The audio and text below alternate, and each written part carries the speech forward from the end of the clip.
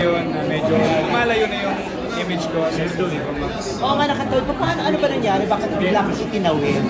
Or plano na yung talaga nasubukan ko muna doon sa medyo sexy and then gawin ka ng Bulsa ng singer? Ang alam ko kasi, that's the plan ng Viva talaga from the start. Na since yun yung parang venue nung time na yun, Viva Max. So marami siyang acting opportunities for me to train. And eventually dapat talaga, yun talaga yung plan na talaga tumawid talaga. Alam ni Boss Vic na hindi daw talaga ako for that path.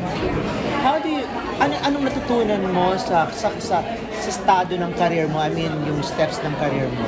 Oh my God.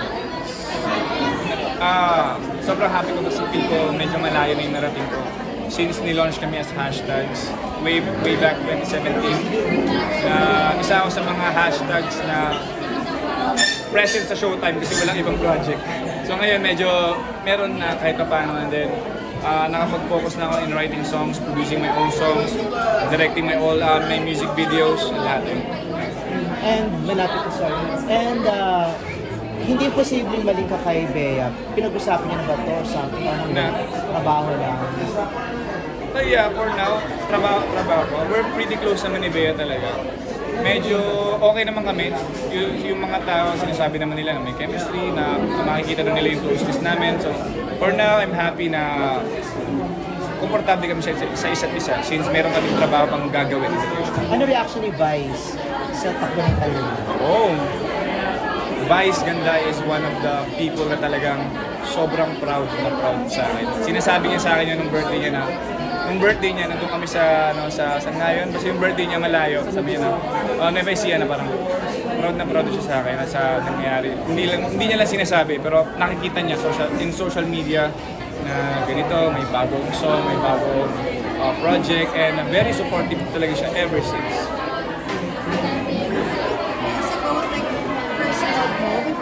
Yes.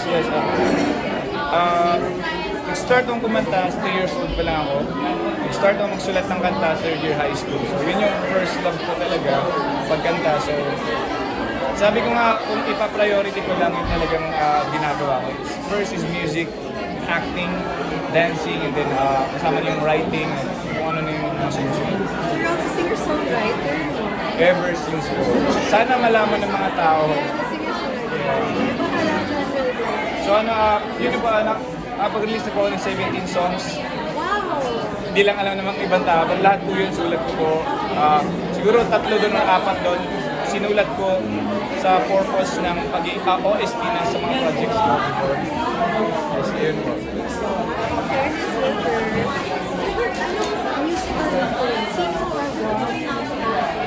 Wala po akong clear talaga na super influence talaga. Pero inspired ako kay Michael Bublé. At yung story niya, paano siya inush ng lolo niya before, gano'n. Bigyan ko lang ka. Oh my God. Hindi na po lalayo, Sarah G. Drink Cola, Sarah G. Sana, in the future, sana. Gano'n. Ito, Viva din. Kwento mo lang din, I saw your post, Viral. Na? Oo, yeah. Pumunta akong gym kasi noon para mag-workout, and then hindi ko in-expect na grabe yung ulan talaga. Kasi nung umalis ako, hindi pa gaano. Tapos nabigla ako yung sasakyan ko, malapit na siyang pumunta dun sa loob. So nagmadali akong lumabas talaga kahit palakas yung ulan. Tapos nilipat ko siya sa area na medyo safe. Pero habang nag-workout ako, takot ako na may mababalikan pa ba akong sasakyan. Pero buti na lang, safe naman. Kasi mga alis mo, I mean, Oo, mahirap. Stranded po ako ng time na yun. Mahirap umuwi kasi di natin alam yung madadaanan natin, malalim. first time mo ba? Magkaganong experience. First time ko siya. Kasi sa Davao wala namang pumbahan sa amin.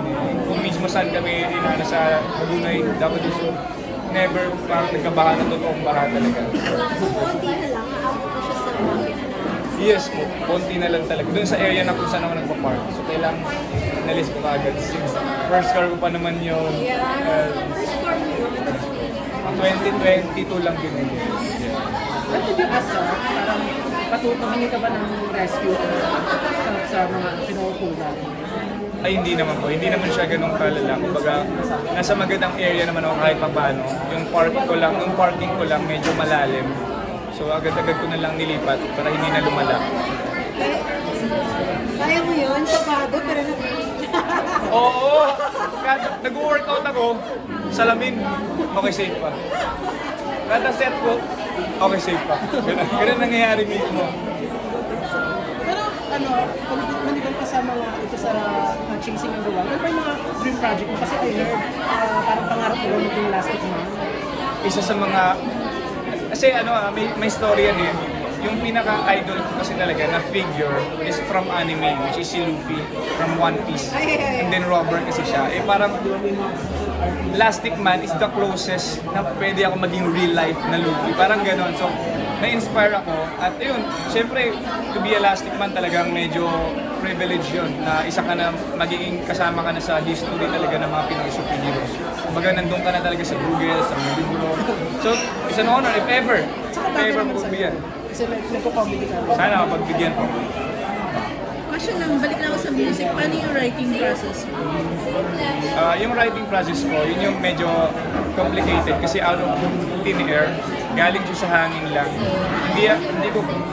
Hindi ako masyado nagsusulat na sinasadya, na gusto magsulat ng love song ko. Out of nowhere, naliligo ako, nagdadrive ako, may pumapasok na sa isip ko. Like yung isa sa mga project ko na ang lalaki sa likod ng profile sa Pure Gold. Sinulat yung OST noon, second day namin habang nagtitaping. So habang nagtitaping kami, papunta ako sa set, naliligo ako, sa isip ko yung mismong melody. Ginawa ko na siya, pinasa ko kay Direk, na-approve niya, sinama niya mismo sa scene na kinakanta ko sa mismong scene.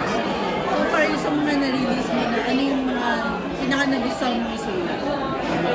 Sa lahat, Sa mga na-release mo pa lang. yeah. Sa tunog, sobrang gusto ko makaluma yung kinatawa niya. Pero ano kasi siya, yung parang binabalik mo yung dating courting. Pero sa words siguro sa pagkakasulat, gusto ko yung Benting Ugit, which is yun yung parang depression song ko. Nasulat ko siya nung depressed ako, so medyo malalim, medyo may message talaga siyang hugot na malalim na feel ko makakatulong with public na same yung pinagdadaan pag napakinggan nila. May mga susunod pa pa kayo release. Yes po, maglalabas po ako ng album na next year po. So yun yung EP na siya. Mga regards mo yan. yeah, first album i-release ko. So soon, yung mga sulat ko ulit, and then yung mga before na nagawa ko. Ayun, then abangan nyo din pala yung music video ng mga luma, please. Malapit na i-shoot na namin. Ako ulit mag-direct. Yung lahat ng music videos ko po, sana mapanood nyo. Very creative. So, but singing, songwriting, do you also produce the music? You also try to produce Yeah, producer po ako ng music pero hindi ako yung so usually pupunta ako sa studio ng producer ko. Then binibigyan ko siya ng idea na gusto ko ng ganito, gusto ko ng drums, gusto ko ng melody dito, bigyan mo ako ng ganitong bass line, bag, gusto, ganyan. So ako yung parang dinidirect ko yung ano yung tunog na gusto ko sa song. Kasi usually pag nagsusulat ako, nasa utak ko na din yung, ito yung guitar, gusto ko ng flute dito, so ganun yung parang... Last question, mention mo na proud sa guys. Yeah. Ikaw rin, how proud ka rin sa sarili mo na start? From that, you get to do your music na rin. Parang syempre, music mo pa rin, siguro marami ka na. Pero I think ang layo na rin ang nalagyan mo. Sobrang proud ko sa sarili ko from the start nung simula ako sa hashtags. They call me the dead kid kasi hindi nila ako maramdaman. Meron palang Wilbert sa hashtag, parang gano'n kasi mahihain ko kasi talaga ako dati. And because of Showtime, nabuo yung confidence ko na develop yung magiging comedic ko, which is nagagamit ko ngayon sa projects. And very proud ako kasi ayoko talaga narinig sasabihin ng mga taong swerte ako. Kasi may career ako after pandemic. Sinibagan ko po talaga. Every single day, ginagawa ko yung role ko as an artist to improve myself na sa craft ko para when time comes na magkaroon ako ng project, nakikita nila na talaga handa ako. Bert, kasi you're close to Vice and you're also close to Nico. Did you try to message or kausapin si Nico during that time na nagkaroon sila ng issue with Vice? Hindi na po, mahirap po kasi kasi personal na po nila yun, so mahirap po mangialam or kumausap sa both sides. Wala po. Thank you. Last question na lang. Since nasabi mo kanina yung friendship mo with Jenna Vice and super proud ko sa'yo, ano yung tawag ito? Yung, paano pa rin yung friendship mo with other Showtime family? With Showtime family? Showtime family, sobrang okay din. Kay Kuya Bong Navarro, nakapunta na sa bahay niya. Nag-stay up na kami ng late hanggang madaling araw. And then si Kuya Bong, sinasabi niya sa akin about showbiz na mga dapat gumawa ka ng sarili mong image, ng sarili mong pagkatao. Parang lahat, influence. Kuya Teddy nagsabi sa akin nung style ko ngayon when I write songs na pag may naisip ka, melody or lyrics, lagay mo agad sa phone mo. Hindi mo alam, after years or after months, mababalikan mo yan, mabubuo mo yan kantang yan. So doon pa lang. Kay Kuya Teddy, kay Kuya Jugs, yun din. Special din kay Miss Karil, kay Kuya Yael. Talaga sila yung parang music parents ko talaga sa industry. Kasi si Kuya Yael, kahit madaling araw or parang alas 12 na yun, talaga meron kaming isang gabi na talagang isang oras kaming nasa call. So eto bro, eto yung sa songwriting. Dapat ganito, ganyan. Kasi niya, Yeah, oo. And then parang nakita niya siguro yung sipag ko din yung parang sipag ko din at yung parang kagustuhan mo sa music. That's why parang very supportive siya sa pagiging nalawas. malaking tulong yung Showtime na kahit nga sinasabi before, lagi kang sila beneficial din sa akin. Walang Wilbert ngayon kung walang Showtime. Walang Wilbert sa comedy scene kung walang Showtime. As in, introvert ako dati, pero alam ko na may nakakatawa na sa hindi ko lang malabas. Pero because of Showtime, nabuo yung character ko, yung confidence ko in front of the camera. So talaga na-train ako ng Showtime. I'm very thankful sa Showtime. And also with Vice, yeah. Mama, gusto kong sabihin sa'yo na dati kasi gino-joke niya ako dati. Etong anak ko parang K-pop star na walang project. Mama, may project na ako kahit paano. So ayun, sana proud ka sa akin.